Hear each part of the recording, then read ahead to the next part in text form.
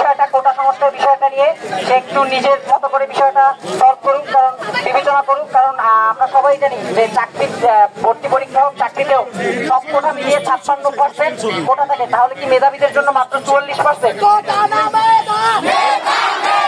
আমরা এটা বলছি না যে আমাদের কোটা একদম বাদ দিয়ে দেয়, আমরা চাই কোটার যে সংখ্যাটা 56% সেইটা একটু নিচে নামানো হোক, কারণ মেধারও কিছুটা মূল্যায়ন করা হোক।